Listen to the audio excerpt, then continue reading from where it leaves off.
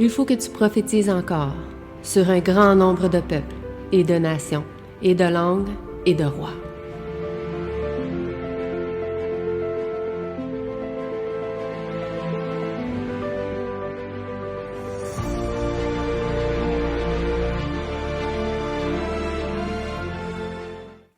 Donc, bonjour à tous et à chacun. Ce bon matin. Donc, j'espère que vous allez bien aujourd'hui. Donc, aujourd'hui, nous allons parler ensemble du ministère. OK? Donc, on va parler de l'œuvre ministérielle, on peut dire, ceux qui œuvrent en tant que ministres, qui œuvrent en tant que travailleurs pour Christ. Et donc, nous allons voir l'importance de ce travail-là, de cette œuvre-là. Et aussi, on va parler de certaines choses importantes en lien avec ça, qui sont importantes et cruciales à comprendre. Donc, vraiment, pour ceux qui ont fait la leçon de l'école du sabbat, on vous prie de pouvoir sortir votre leçon, ou du moins vous rappeler de ce qu'on a discuté cette semaine en lien avec la leçon de l'école du sabbat. Donc, avant de commencer, j'aimerais pouvoir prier avec vous. Donc, nous allons prier ensemble pour rendre gloire à Dieu et permettre que ce moment puisse être un moment de partage. Notre Père est aux cieux, j'aimerais te remercier, Seigneur, pour ce moment que tu nous permets d'avoir, de pouvoir partager ensemble ce sujet. Que tu puisses bénir ceux et celles, Seigneur, qui sont ici avec nous. Que tu puisses permettre, Seigneur, que cette leçon puisse nous révéler certains points peut-être et certaines choses en lien avec ta parole. Et que tu puisses bénir tous ceux et celles, Seigneur, qui sont avec nous aujourd'hui sur Zoom ou en personne. Et que tu puisses permettre que cette leçon puisse toucher notre cœur, Seigneur. C'est ma prière donc pour ces choses au nom de ton Fils Jésus-Christ. Amen.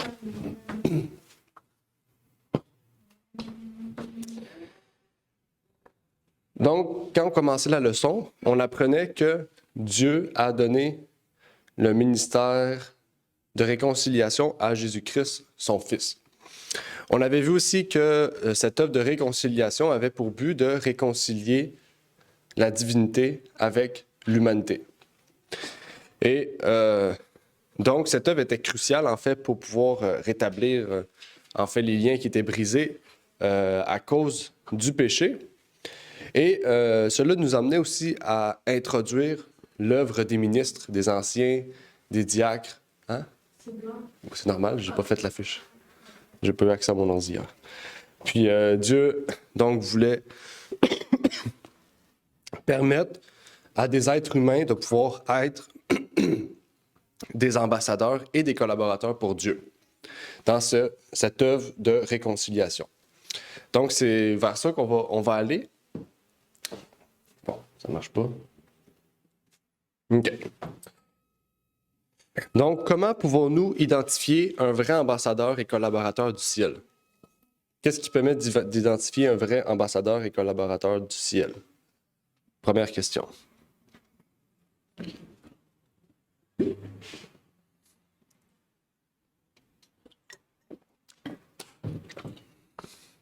Donc,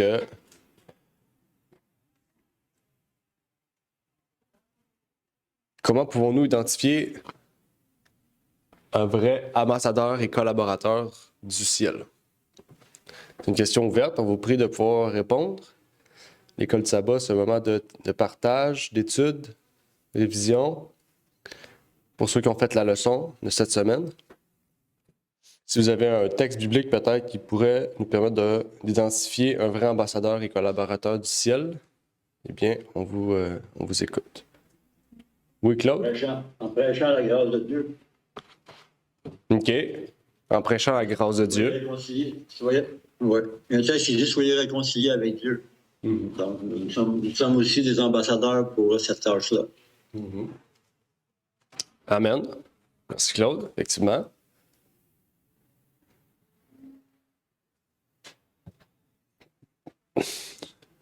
Un autre texte aussi, en lien avec ce que frère Claude a pu dire, dans Galates 2, verset 20, qui dit « Je suis crucifié avec Christ. Et si je vis, ce n'est plus moi, mais c'est Christ qui vit en moi. Et si je vis encore dans la chair, je vis dans la foi au Fils de Dieu, qui m'a aimé et qui s'est donné lui-même pour moi. Donc ça, c'est la manière de pouvoir identifier un vrai ambassadeur et collaborateur du Christ.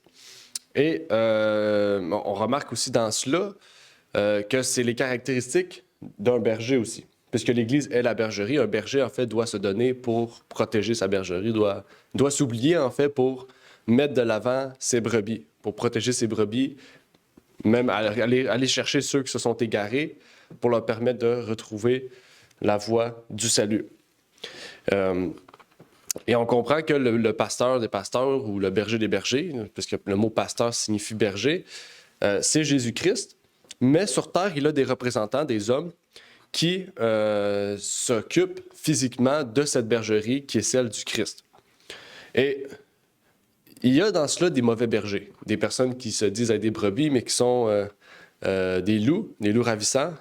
Et cette bergerie va lui être redemandée si son travail de garder le troupeau est mal fait ou s'il fait une œuvre contraire à celle du Christ. Oh. Et ça nous mène vers une autre question. Est-ce que les ministres ont une charge, un poids sur leurs épaules? Alors, est-ce que les ministres ont une charge, un poids sur leurs épaules?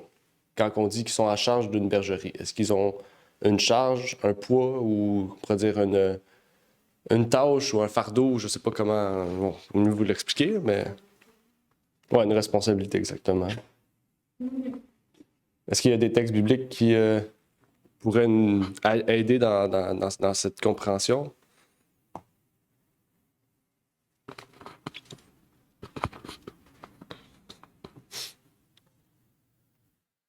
Vous pouvez répondre oui ou non, là, bien sûr. Là, c'est ça que vous avez, mais si vous pouvez expliquer un peu votre point aussi, si vous répondez à la question, ça serait apprécié pour qu'on puisse discuter ensemble.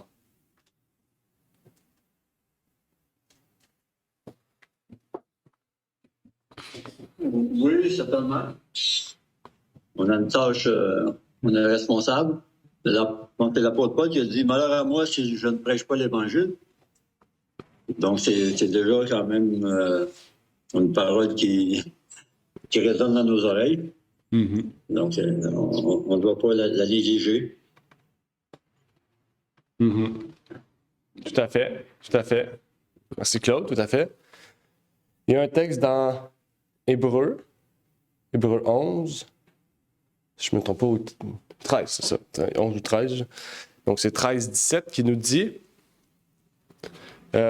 obéissez à vos conducteurs et soyez-leur soumis, car ils veillent sur vos âmes comme devant en rendre compte, afin qu'ils le fassent avec joie et non en gémissant, car cela vous serait préjudiciable. OK? Ça nous fait penser un peu pour ceux qui ça leur fait penser, mais moi, ça m'a fait penser à Moïse, où ce que le peuple gémissait. OK? Gémissait beaucoup, puis ça leur dit que ça leur serait préjudiciable. Okay? Donc, Moïse était là, puis il entendait tout le temps des gens gémir, ou chialer en bon québécois. Puis Moïse, pourtant, allait devant Dieu, puis il priait pour eux, puis il disait « Puisses-tu les sauver, puis moi, mourir au pire? » Que je puisse prendre le fardeau de ces gens, puis leur pécher. Okay? Donc, on voit à quel point Moïse avait un fardeau, peut-être pas un fardeau, mais une responsabilité, une charge, quelque chose qui était sur leurs épaules. Là, okay? Parce que des gens qui gémissent, des gens qui chialent, des gens qui, pour tout et rien, que ça veut ou non, le responsable prend tout le poids de la responsabilité de ça. Okay? Puis plus qu'il y a de gens, mais plus que c'est dur, plus que c'est lourd aussi. Okay? Donc, oui, bien sûr, le responsable a une charge, un travail, même si vous ne gémissez pas. Okay? Mais qu'est-ce que le texte d'Hébreux nous dit? Il nous dit que obéissez à vos conducteurs, donc c'est juste soyez-leur soumis, soyez respectueux, puisqu'ils veillent sur vos âmes, mais aussi gémissez pas en fait. Okay? Donc vous pouvez discuter, parler, partager des choses, bien sûr, mais gémir, c'est comme en québécois chialer. Okay? C'est plaindre, on pourrait dire ça. Il y a un autre texte aussi intéressant que je voudrais le partager avec vous. Je ne sais pas si c'est en lien direct avec ça, mais c'est quelque chose d'intéressant que je voulais partager en lien avec justement les mauvais ministres ou les faux pasteurs qui nous dit « Des membres d'Église qui ont vu la lumière et ont été convaincus, mais qui ont confié le salut de leurs âmes au pasteur, apprendront au jour de Dieu qu'aucune autre âme ne peut payer la rançon de leurs péchés. Un cri terrible se fera alors entendre. Je suis perdu éternellement. Les hommes auraient alors envie de réduire en pièces les pasteurs qui leur ont prêché des erreurs et ont rejeté la vérité. » Okay? Donc, ces gens sont fâchés contre leur pasteur. Mais la faute revient directement sur eux, dans un sens, puisque les péchés qu'eux, ils ont commis à cause des erreurs et à cause des choses qu'ils ont entendues, peut-être le fait qu'ils n'ont pas cherché à comprendre, chercher à chercher la vérité, à approfondir, eh bien, ils veulent se venger sur leur pasteur. Okay? Donc, ils font à peu près la même œuvre qu'Adam au départ. Okay? Quand il y a eu le péché, qu'est-ce qui est arrivé? C'est la femme que tu m'as mis qui a causé ça. Mais non, tu as pris la décision de manger. Okay? Donc, c'est un peu la même chose ici, mais on voit que Hébreux 13, verset 17, a compris dans tout le sens des pasteurs aussi. Okay? Mais on doit prendre une décision de suivre la vérité, non pas parce que le pasteur le dit, mais parce que j'y crois. Parce que personnellement, j'ai pris la décision d'y croire. OK? Pas parce que la personne qui est en avant vous dit oui, c'est la vérité, puis que vous y croyez que vous êtes sauvé. C'est un choix personnel, c'est une décision personnelle. OK? Inversement, ici, c'était ça le texte que je voulais vous montrer, c'est qu'inversement, on peut faire la même chose. On a vu là qu'on peut savoir comment reconnaître un vrai collaborateur, un vrai ambassadeur du Christ. Mais on a vu dans la leçon, si je ne me trompe pas, on a vu des caractéristiques aussi d'une personne qui va représenter le ministre, qui va caractériser le ministre, qu'on devrait voir se refléter chez quelqu'un. Avant d'aller vers cette question-là, j'ai vu que Renard avait son micro ouvert, donc je vais le laisser prendre la parole. Oui, c'est un texte de Pierre que j'aimerais citer ce matin. Ce n'est pas pour les membres d'Église, mais c'est pour les ouvriers. Pierre dit que les membres et que les ouvriers, les anciens, ont une responsabilité du troupeau. J'aimerais lire le texte pour vous, c'est pas beaucoup. C'est 1 Pierre chapitre 5, versets 2 à 4. 1 Pierre chapitre 5, versets 2 à 4, qui dit « Prenez soin du troupeau qui t'a été confié ». Je vais le lire pour vous. 1 Pierre chapitre 5, versets 2 à 4.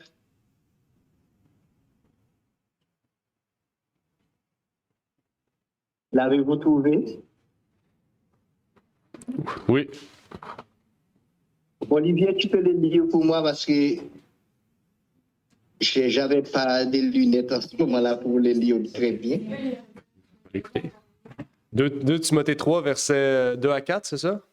Donc, 1 Pierre 5, verset 2 à 4. Timothée. Je sais pas pourquoi j'ai Timothée, c'est Pierre. 1 Pierre 5, verset 2 à 4. 1 Pierre 5, verset 2. OK, merci, Renard. Il y a quelqu'un qui veut lire parce que moi, j'ai pas ma Bible avec moi.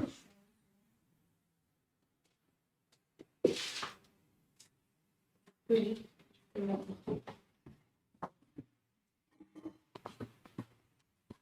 1 Pierre 5, verset 2 à 4, c'est ça? 2 à 4, ouais. OK. Ça dit paissez le troupeau de Dieu qui est au milieu de vous, veillant sur lui, non par contrainte, mais volontairement, non par un gain honteux, mais par dévouement. Non comme ayant la domination sur les héritages de Dieu, mais en étant le modèle du troupeau. Les modèles. Et lorsque le souverain pasteur paraîtra, vous recevrez la couronne incorruptible de gloire. » Amen. Effectivement, c'est un beau passage en lien avec le sujet. Je ne sais pas, Renan, si tu voulais commenter sur le passage aussi. Non. Oui, cette responsabilité, Dieu a confiée à tous les ministres de l'Évangile, quel que soit le niveau, mais surtout les anciens, les pasteurs.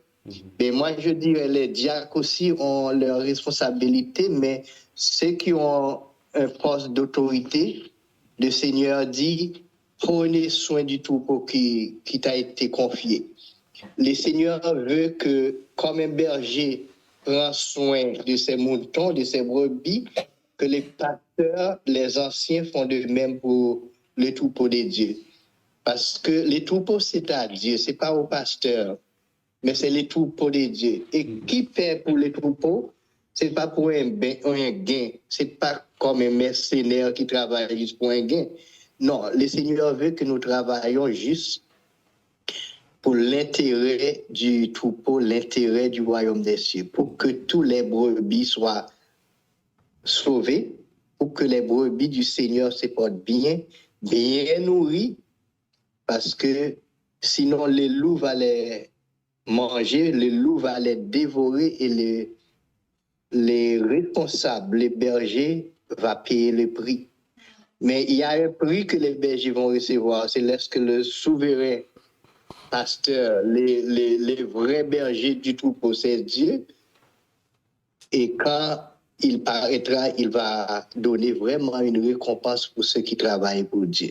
Donc, quel que soit le niveau de notre position, le niveau auquel que nous sommes attachés au peuple de Dieu, notre responsabilité, nous devons les nourrir, nous devons faire notre travail, comme pas pour un homme, mais pour le Seigneur.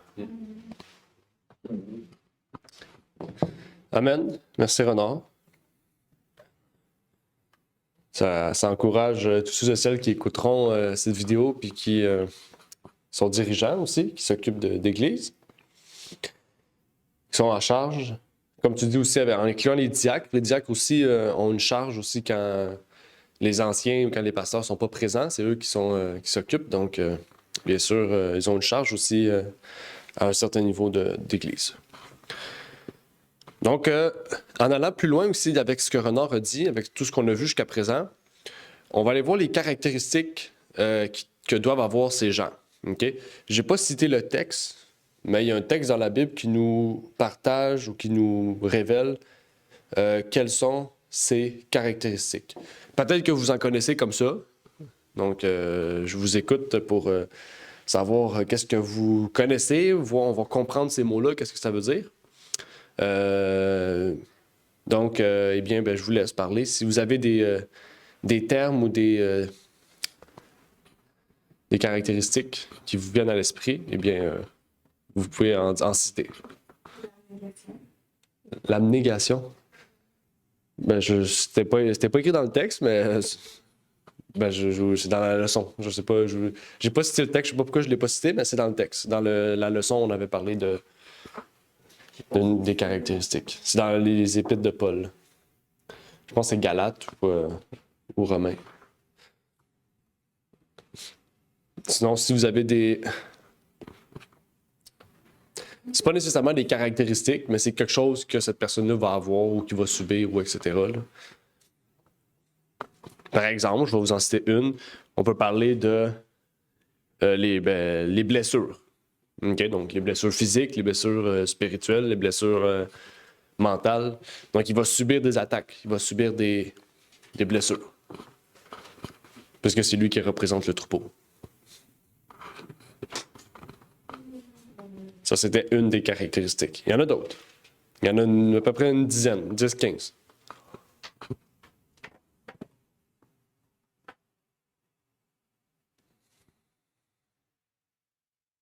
Il y a des gens sur Zoom aussi qui en ont. On vous encourage à pouvoir le faire. Vous êtes plusieurs, là. Il y a 9. Vous êtes 9 sur Zoom, plus ceux qui sont plusieurs dans la même vignette. Donc, on vous encourage à pouvoir prendre la parole. Soyez pas timide.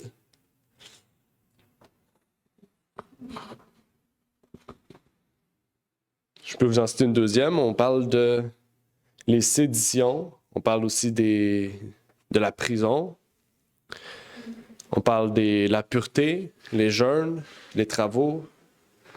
J'en ai cité plus qu'un, mais ça peut vous donner une idée. Peut-être que vous connaissez le texte qui est question.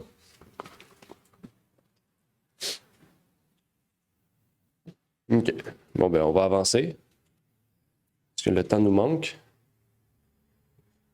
Donc, on peut voir aussi recommandable, patient, l'affliction, il va subir l'affliction, les tourments, l'angoisse, les blessures, les prisons, les séditions, les travaux, les veilles, les jeûnes, la pureté, la connaissance, la longanimité, la douceur, le Saint-Esprit, l'amour agapé sincère, ou c'est dans le texte c'est écrit la charité, la parole de vérité, la puissance de Dieu, les armes de la justice. Donc, on peut parler de l'armure du chrétien. Toutes ces caractéristiques-là doivent se retrouver chez la personne. Bien sûr, on comprend aussi que la personne se forme, donc il va développer ces choses aussi, ses aptitudes. Je ne suis pas sûr que Timothée avait tout ça à l'âge qu'il avait, peut-être 19 ans, je ne sais pas, mais il était très jeune. Mais il a sûrement développé ces aptitudes-là à suivre Paul, qui avait déjà ces qualités-là. Et c'est ces qualités-là aussi qu'on doit retrouver ou que la personne en tant que telle devrait vouloir rechercher en tant que ministre ou en tant qu'ancien ou en tant que dirigeant. Le plus important, c'est, on parle du ministère ici, le ministère de l'enseignement, le ministère du leadership. Et c'est important de retrouver ces caractéristiques-là, okay, au moins plusieurs, pas juste une, dans la personne qui prendra à charge la bergerie ou une bergerie.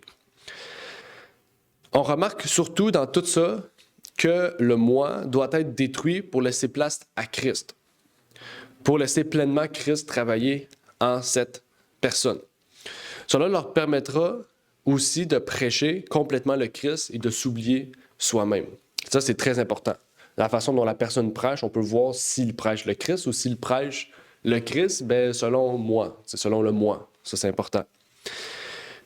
Il y a aussi une théorie que je voulais partager avec vous, que j'ai entendu à plusieurs reprises par plusieurs personnes, qui dit que après un certain temps, on est tous des anciens, on est tous des pasteurs, on peut tous baptiser. On dit 10 ans, je ne sais pas d'où ça vient, mais quelqu'un qui a demandé, il a dit, bon, j'ai calculé, c'est à peu près 10 ans, là, tu commences à être un bon chrétien. Là, après ça, tout le monde peut être, tous ceux après 10 ans peuvent être pasteurs, anciens, diacres, ils peuvent être des dirigeants. Donc, en fait, le travail de pastoral, anciennat, diaconat n'existe pas, en fait, parce que automatiquement que ça fait 10 ans, tu peux baptiser. Tu as l'autorité nécessaire, comme Paul avait, pour faire ce travail-là. Donc, je vous dis ça là parce qu'on parle ça du ministère. Je trouvais que c'est important parce que le ministère est détruit par ce principe-là, cette idée-là. OK? Donc, j'en avais d'autres ici. Mais la question, c'est justement avec ce qu'on a vu jusqu'à présent, est-ce que c'est plausible que ces choses-là puissent arriver? Est-ce que c'est plausible, viable ou plausible ou logique que ce principe-là de 10 ans ou 5 ans ou peu importe l'année, l'âge, le temps que ça a, en fait, une personne est automatiquement dirigeant, peut baptiser, peut faire la Sainte-Sainte, peut tout faire ces choses-là. Il a donné à un diacre, à un tel don et une autre personne tel don. Mm-hmm. Oui, important, c'est vrai. Mm-hmm. C'est vrai. C'est pas à tout le monde qui a donné ce don-là. Parce que comme Ravenant a dit, un est diacre, un apôtre, un prophète, un autre. Donc, il n'a pas dit tous apôtres, tous prophètes, tous ainsi. OK? Effectivement. Aussi, on remarque dans la Bible qu'il y a un processus de consécration. Timothée en parle. OK? On va le lire ensemble dans la lettre à Timothée, qui nous dit « Annonce et enseigne ces choses, que personne ne méprise ta jeunesse. Mais sois le modèle des fidèles par la parole, par la conduite, par la charité, par l'amour, par la foi, par la pureté. » Ça revient un peu à ce qu'on a vu tout à l'heure. « Applique-toi à la lecture, à l'exhortation, à l'instruction, jusqu'à ce que je vienne. Ne néglige point le don qui est en toi, qui t'a été donné par prophétie, par l'imposition des mains du Conseil des Anciens. » Donc, on parle de l'imposition des mains. OK? Médite ces choses, sois-en toujours occupé afin que tes progrès soient évidents en toutes choses. Donc, on voit Timothée, il grandissait en sagesse, OK? C'est pas arrivé tout de suite. Ça dit, prends garde à toi et à la doctrine, préserve dans ces choses, car en la faisant, tu te sauveras toi-même et ceux qui t'écoutent. Donc, on voit ça, mais on voit aussi, comme on a vu dans d'autres textes, puis comme même Renard en a parlé, on voit qu'il y a des caractéristiques qu'on doit trouver. Si on rappelle, Paul, il dit que le diacre soit marié d'une seule femme, qu'il ne soit pas enivré de vin ou qu'il ne boive pas beaucoup de vin, etc., etc. Il cite une liste de caractéristiques de ce qu'on doit trouver chez un tel individu. Okay? Donc, avant d'aller plus loin, il y a une main levée du côté de Stéphane. Ou Chantal, peu importe. Je voulais dire qu'il n'y a pas de logique. Merci. Il n'y a pas de logique après 10 ans parce que Des fois, il y en a que ça fait 25 ans qu'ils sont dans l'Église, puis leur caractère n'a jamais changé. Dans le fond, leur cœur n'a jamais été donné à Dieu, que c'est juste théorique, si je peux dire. Tandis qu'il y en a d'autres, des fois, que ça fait 1 an, puis qu'on voit que Dieu les a vraiment transformés. Donc, le temps pour être pasteur, comme tu dis, c'est pas crédible, c'est vraiment plus un don, puis c'est Dieu qui les choisit. C'est pas le temps qui définit qui tu peux être. Effectivement, merci. Totalement, c'est vrai. OK. Et on en a des preuves aussi du passé. On a parlé de Déborah, par exemple. Quand il n'y avait plus de personnes, quand il n'y avait plus d'hommes qui étaient aptes à être sacrificateurs, Dieu a choisi une femme pour être mère d'Israël. Donc, on voit que c'est pas acquis, là. Sinon, ça serait problématique. Ça veut dire que moi, j'ai commencé à être chrétien à 4 ans. Ça veut dire à 14 ans, j'étais déjà pasteur. T'sais. Ça marche pas, tu sais. Ça veut dire que... OK. Mais je vous dis ça parce qu'il y a beaucoup d'églises, surtout les non-dénominationnelles, c'est très comme ça, en fait, qui se basent, OK? Ils n'ont pas de texte pour se baser, à part un des textes, il dit ancien, ou que c'est quelqu'un qui...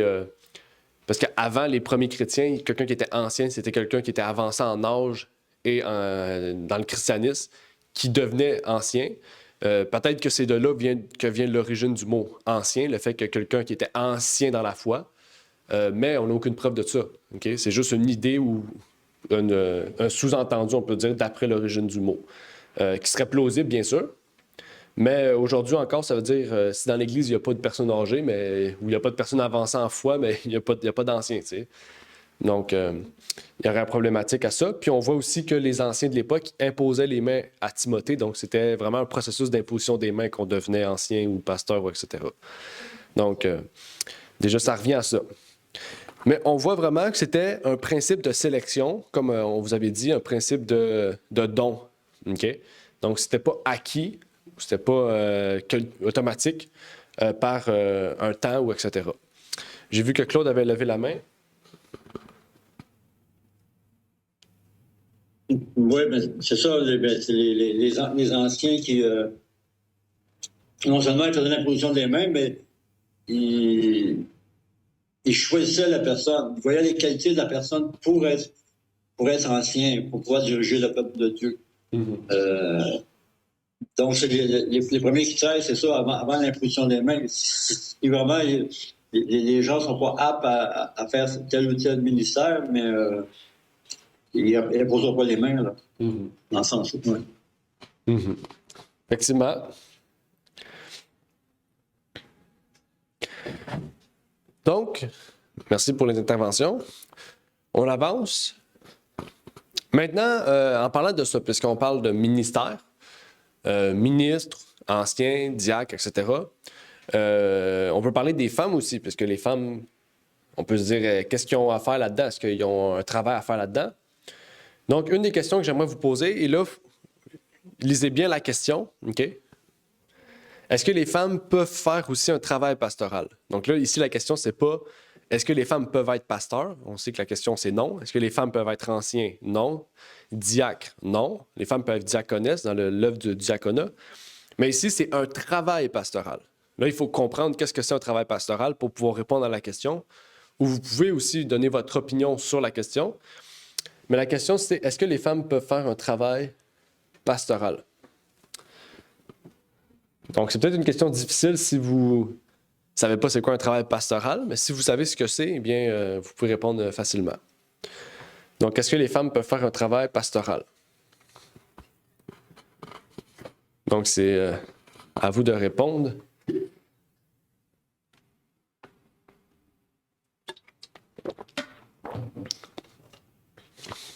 Donc, est-ce que les femmes peuvent faire un travail pastoral?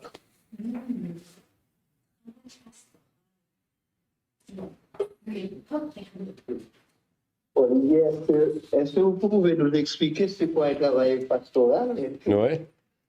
Bien, un travail pastoral, si on suit dans la Bible, par exemple Paul ou etc., ou même les écrits d'Ellen White, un travail pastoral, ça peut être donner des études bibliques, visiter les familles, prier pour les malades, visiter les prisons. Ça peut être, c'est large en fait, un travail pastoral. Là. Parce que souvent, un pasteur, on a l'idée que Ben, si on prend juste un pasteur, oui, un pasteur dirige l'Église, il fait la Sainte Seine, le baptême, etc. Mais c'est plus que ça. Ça, c'est rien. C'est peut-être 20% de son travail. Là. Parce qu'il n'y a pas des baptêmes chaque samedi, il n'y a pas des Saintes Seines chaque samedi. Okay? Mais chaque samedi, il y a des gens qui viennent, qui sont malades, qui ont des besoins pour aller de prier, il y a besoin de visiter, d'être appelés, de pouvoir s'occuper d'eux, etc. Puis il y a d'autres tâches, faire des études bibliques. Donc, c'est plus large que ça, mais un travail pastoral, c'est différent d'être un pasteur, en fait. Parce qu'être un pasteur, c'est être un dirigeant, mais un travail pastoral, bon, ben, je vous l'ai un peu dit, mais je sais pas si ça a pu aider, Renard. Oui, mais la façon dont tu expliques, ça fait que je trouve la réponse, c'est oui. Mm-hmm. Je ne pense pas que c'est dédié aux hommes seulement pour faire cette cure d'âme, aller rencontrer des frères et sœurs, prier pour eux, aller encourager, aller dans la prison. Je pense que ce travail-là est confié aux hommes comme aux femmes, à tout le monde. Mm-hmm. Comme il est dit quelque part, c'est Paul, en Jésus-Christ, il n'y a plus ni juif, ni grec, ni homme, ni femme, ni esclave, ni libre. Nous sommes tous un en Jésus-Christ. Il n'y a pas de différence. Mm-hmm.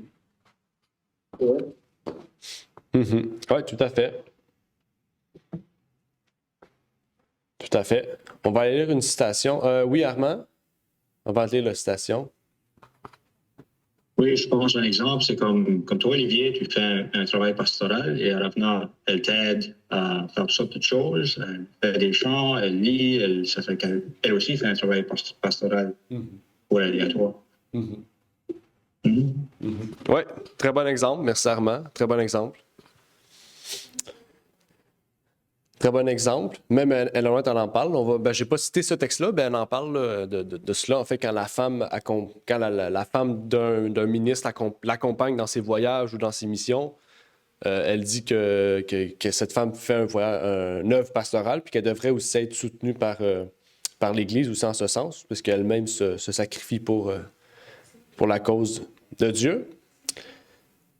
Et on voit ici, donc pour lier ce que vous avez dit dans Testimonies for the Church, elle dit « S'il y a une œuvre plus importante qu'une autre, c'est bien celle de faire connaître nos publications au public, l'amenant ainsi à rechercher dans les Écritures. Le travail missionnaire introduit nos publications dans les familles, converser et prier avec et pour elles, est un bon travail qui éduquera les hommes et les femmes à faire l'œuvre pastorale. » Donc, l'œuvre pastorale peut être faite, je ne dis pas doit, peut être fait par l'homme et les femmes.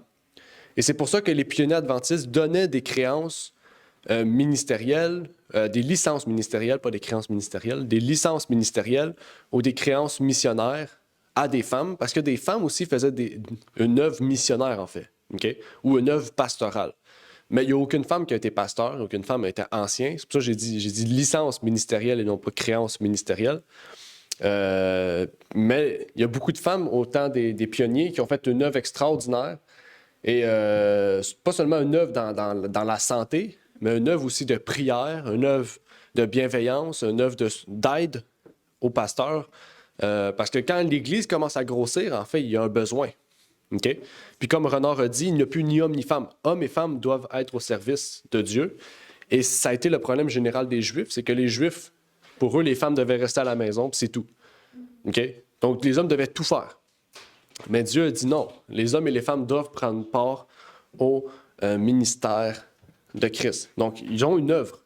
Ils ont une œuvre qui peuvent travailler ensemble, mais des tâches distinctes ou des postes ou des dons distincts aussi, selon le besoin. OK?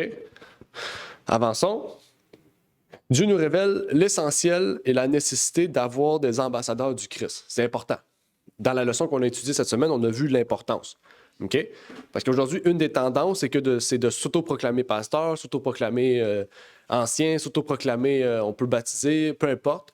On fait tout ça sans avoir passé par l'imposition des mains, sans passer par un ordre et une discipline, en fait. Et est-ce qu'il pourrait y avoir d'autres raisons aussi d'avoir des ambassadeurs? Est-ce qu'il pourrait y avoir d'autres raisons valables qu'on n'a pas nommées aujourd'hui pour qu'il y ait des ambassadeurs. Quelle serait là une autre nécessité ou importance d'avoir des ambassadeurs, d'avoir des collaborateurs du Christ? Je pense que c'est pour un témoignage. Un témoignage? Eux, ils rendent témoignage de la vérité? OK.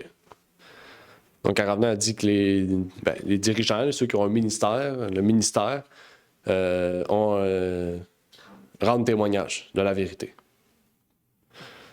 OK.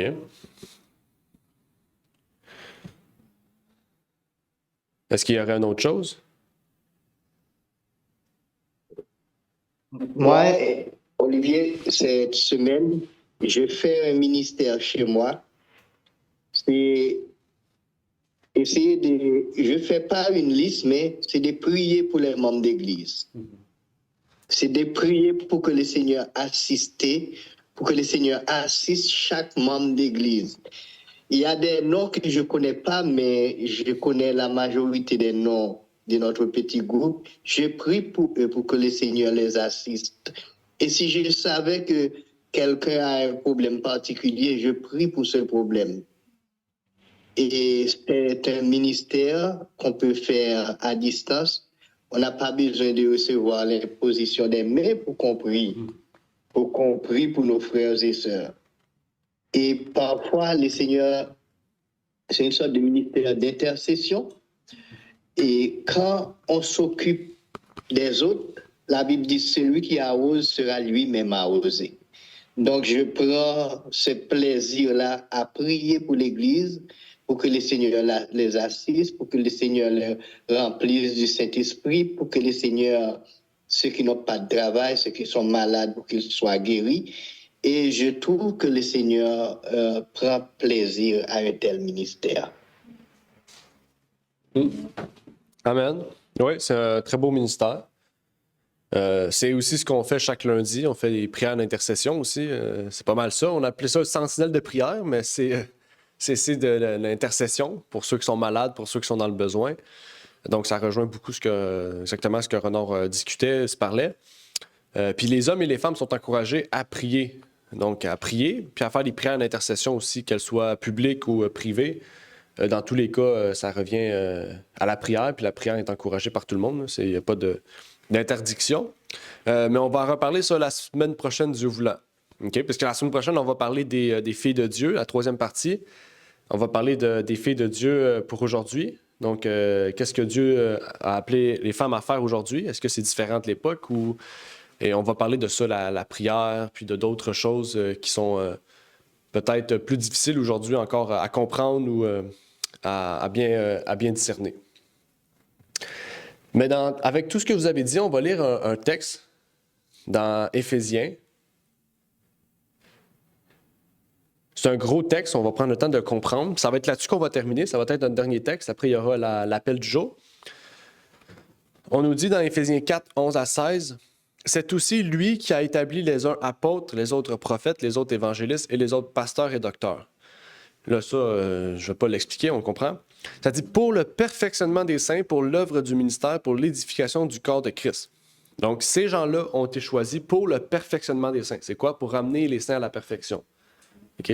Donc, ce n'est pas eux qui amènent les gens à la perfection. Mais qu'est-ce qu'ils disent? Va amener les gens à se parfaire en Christ. OK? Ça dit édifier le corps du Christ. Okay? Donc, chaque samedi, c'est pour ça que c'est important d'être présent le sabbat. Okay? Même en dehors du sabbat, quand il y a un ancien, un diacre ou quelqu'un qui dirige, qui fait une étude, le jeudi par exemple, c'est important d'être présent. Surtout en présentiel en plus, parce qu'en présentiel, vous pouvez vous édifier les uns les autres parce que vous vous voyez. Mais là, sur Zoom, vous ne vous voyez pas. Là, vous voyez juste vos noms. Là. Puis c'est dur de s'édifier parce qu'aussitôt que le culte est terminé, on dit bye, on ferme le Zoom, puis vous ne vous voyez plus. Donc, c'est pour ça que le sabbat, c'est important de venir en personne. Okay? Puis quand la crise va arriver, où on n'aura plus d'Internet, ça va arriver bientôt, qu'est-ce qui va arriver? Eh bien, si on n'a plus d'Internet, on ne se voit plus. Puis si on ne se voit déjà plus, puis là, on ne pourra plus se voir, ça va être difficile. C'est pour ça qu'il faut se voir maintenant. Il faut se déplacer maintenant quand vous pouvez. Si vous le pouvez, on vous encourage à venir. Je sais qu'il y en a qui sont très loin. Richard ne peut pas venir de la Floride ici. Ni Armand, ni Claude. Mais pour ceux qui peuvent venir, on vous encourage à venir si vous avez besoin de covoiturage. Ça va nous faire plaisir de pouvoir faire du covoiturage. pour que l'Église puisse être unie. Et en plus, on loue un local justement pour permettre à tout le monde de pouvoir venir. On est à Montréal, donc en plus, c'est centralisé à tout le monde. Puis même, il y a des gens qui se sacrifient pour venir jusqu'ici pour pouvoir être ensemble. Ça continue ici, jusqu'à ce que nous soyons tous parvenus à l'unité de la foi et de la connaissance du Fils de Dieu, à l'état d'homme fait, à la mesure de la stature parfaite de Christ. Donc, le but des anciens, le but des diacres, le but du ministère, des dirigeants, c'est de pouvoir nous amener à l'unité. Donc, encore une fois, quand on se voit en personne, on peut former l'unité, mais sur Zoom, on ne peut pas former l'unité, puisqu'on reste dans notre demeure avec notre café ou, je sais pas, café de céréales, assis à notre divan, puis on écoute, puis on est encore en pyjama, puis on est bien. OK? Mais quand on vient ici en personne, ben, on peut se voir, on peut mieux se connaître, on peut former l'unité, puis on peut adorer Dieu en esprit et en vérité. OK? Ça dit, lorsque 2 ou 3 personnes sont ensemble, on peut faire un culte. Quelque chose qui n'arrête pas de tomber.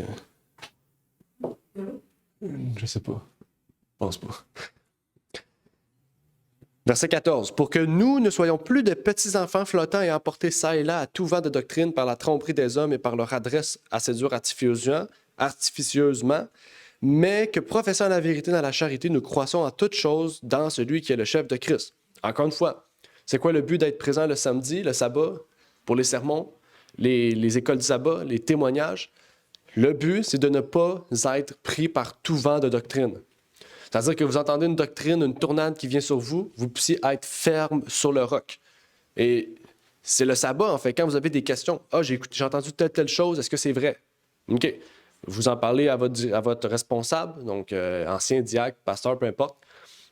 Puis son travail à lui, c'est de permettre aux gens d'avoir un fondement solide dans la parole pour pas que vous soyez pris par ce vent de doctrine ou par tous ces vents de doctrine.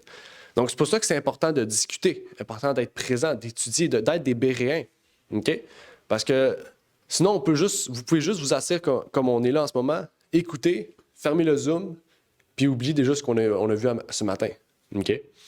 Ce qui aujourd'hui, la plupart des chrétiens font, parce qu'on est à l'époque de Laodicée. On est tiède, on n'a pas besoin de rien. On n'a pas besoin de rien, on est tiède. Fait qu'on va juste à l'église pour avoir un groupe social, mais pas en se disant que on peut être une meilleure personne, tu sais, s'édifier. Donc, 16. De qui tout le corps, bien coordonné et étroitement uni par la concours de toutes les jointures, tire son accroissement, selon la force assignée à chaque membre, afin qu'il soit édifié lui-même dans la charité. OK? Comment Christ appelle l'Église? Il l'appelle son épouse. OK? Une épouse est comment? Unie à Christ. OK? Donc, une épouse qui n'est pas unie à Christ, une épouse qui n'est pas attachée à Christ. OK? Qu'est-ce qui arrive? Elle ne grandit pas. OK? Oui, elle peut devenir adultère, exactement. Puis en plus de ça, l'épouse, c'est l'Église. Donc, ensemble, si l'Église n'est pas unie ensemble, mais en fait, l'épouse ne peut pas croître non plus. OK? Parce qu'on n'est pas unis. Donc, c'est pour ça que c'est important d'être unis. OK? Puis, si l'Église en petit nombre n'est pas unie, comment elle peut croître? Elle ne peut pas croître non plus. Parce qu'elle va croître dans le désordre. OK? Donc, on doit rester unis ensemble. OK? Et avancer ensemble puis croître ensemble. Dans la charité, dans l'amour agapé.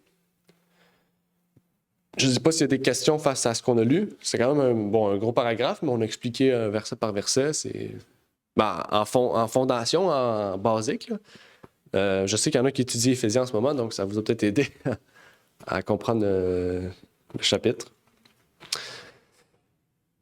Pas de questions? OK. Oups. On va avancer avec l'appel du jour qui nous dit... Et ça va. Oui, Renard. C'est un appel depuis quelques jours que j'aimerais faire à l'Église, et on embrasse l'idée. Nous n'arrivons pas, bien que nous soyons un petit groupe, mais nous ne connaissons pas vraiment. Nous connaissons les noms, mais nous ne connaissons pas nos frères et sœurs. Moi, je pensais depuis quelque temps, si on pouvait établir des petits groupes de prière 2 à 2. Par exemple, si on me donne un compagnon pour prier au cours de la semaine, on donne à Louni un compagnon, à Ravna prend un compagnon, même si c'est une fois par semaine, il choisit un calendrier pour prier ensemble. Au moins, on va commencer à connaître chacun et connaître les problèmes de chacun. Et puis, on peut prier pour les gens avec ces problèmes-là. Chaque personne est connectée à une personne, comme Jésus a envoyé les disciples 2 par 2, et que tout le monde prie pour la personne qui est avec toi, et puis on prie pour le réveil de l'Église. Alors, je ne sais pas si c'est une bonne idée, mais pour moi, je pense que ça peut faire la route. Alors, Olivier, qui est ancien de l'Église, peut travailler sur ça. Moi, j'aimerais avoir un compagnon. Un compagnon et puis on va discuter ensemble quel horaire qui est bon pour que nous prions pour le réveil de l'Église et que l'un prie pour l'autre aussi en même temps. Ça ne va pas empêcher les réunions de l'Église. Non, ça c'est en dehors des réunions de l'Église. Parce que moi, j'ai des heures de prière, moi, ce qui ne dépend pas d'Église, je prends ce temps-là pour prier. Donc, on peut avoir ce calendrier pour chercher Dieu, pour sa relation personnelle avec Dieu. Ça ne dépend pas de l'Église, ça c'est personnel. Oui, bonne idée. C'est vrai que c'est une bonne idée, Renard. Si tu veux, tu pourras en parler dimanche, puisque c'est la réunion d'église, donc ça serait une bonne idée de pouvoir en parler. Comme ça, on pourra voir ce qu'on pourrait faire, voir si c'est faisable et tout. Puis, bien sûr que c'est pas une mauvaise idée de pouvoir prendre le temps de se connaître et tout. Puis, j'ai déjà fait ça auparavant avec un de mes amis. On s'appelait presque chaque jour. On parlait 30 minutes, puis on priait ensemble. Puis ça nous a vraiment unis ensemble. Mais effectivement, je vous encourage à faire ça. Même si vous pouvez lire un psaume ou un proverbe ensemble, juste une lecture avant de prier ou avant de discuter, ou du moins, effectivement, on pourra en parler dimanche dans la réunion, prendre un moment pour en parler, puis voir si c'est possible, pour, comme tu dis, Renard, pouvoir mieux nous connaître et mieux avancer ensemble. Puis même ceux qui ne sont pas membres d'église, je vous encourage, si vous voulez faire partie de ce groupe-là, si on met ça en place, de pouvoir le faire. Donc Armand, Richard, Sarah, toutes les autres personnes, du moins, ça leur intéresse. Vraiment, si c'est faisable, de pouvoir le faire. Merci Renard de la proposition, c'est une très bonne idée. On va terminer avec l'appel du jour, parce que là, on est vraiment en retard, mais on était déjà en retard, fait que le retard est sur le retard. L'appel du jour, c'est « Dieu nous révèle l'importance d'avoir des ambassadeurs du Christ pour notre perfectionnement, l'unité et la préservation des fausses doctrines. » Okay? Donc, je vous encourage aussi à cela, à prier là-dessus, que Dieu puisse vous guider en ce sens, de pouvoir vraiment vous unir à l'Église, qui est les personnes, pas le bâtiment, de pouvoir vraiment vous sacrifier. C'est ça un sacrifice, en fait. Quand on travaille pour Christ, on pense plus à moi. On dit pas, ben moi, je veux pas y aller, j'aime pas Montréal. Non, il faut y aller. Okay? J'aime pas plus Montréal. Je suis là, puis à chaque fois que je viens, je chiale, mais quand j'arrive ici, je suis content. C'est ça qu'il faut faire. C'est la vie, hein. Puis c'est un sacrifice, mais c'est tout petit comparativement à ce que Jésus a fait. Okay? Jésus a donné sa vie pour qu'on puisse être sauvé. Puis nous, on prend une fois par semaine une partie de notre temps pour pouvoir le donner à Christ, pouvoir venir chanter avec les frères et sœurs, prier avec eux, manger en plus. On prend le temps de manger ensemble, discuter ensemble. Puis on espère pouvoir faire le mieux. Puis si on est unis ensemble, eh bien, on pourra grandir ensemble, puis on pourra faire grandir l'Église ensemble aussi. Puis ça, c'est ce qui est le plus beau, en fait. Okay? C'est ce qui est le plus beau. Donc, je ne sais pas s'il y avait des questions, des commentaires avant la prière.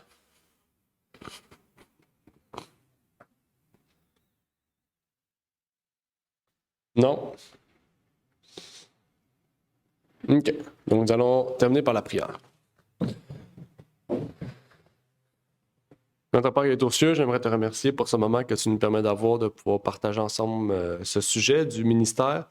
Que tu puisses bénir ceux et celles qui sont avec nous ici présents, que tu puisses permettre, Seigneur, de voir l'importance d'avoir des ambassadeurs, des collaborateurs du Christ dans l'Église et dans les groupes, Seigneur.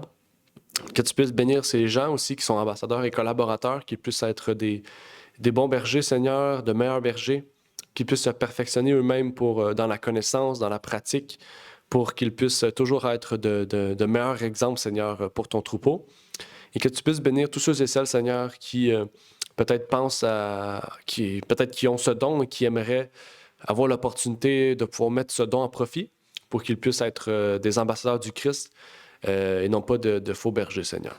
C'est ma prière donc pour ces choses au nom de ton Fils Jésus-Christ. Amen. Merci d'avoir écouté cette vidéo. Si vous désirez rejoindre l'œuvre au Québec, veuillez nous contacter par email à asjh1889 de Terrebonne @gmail.com et via Facebook à @asjh1889 de Terrebonne. Merci à vous et que Dieu vous bénisse.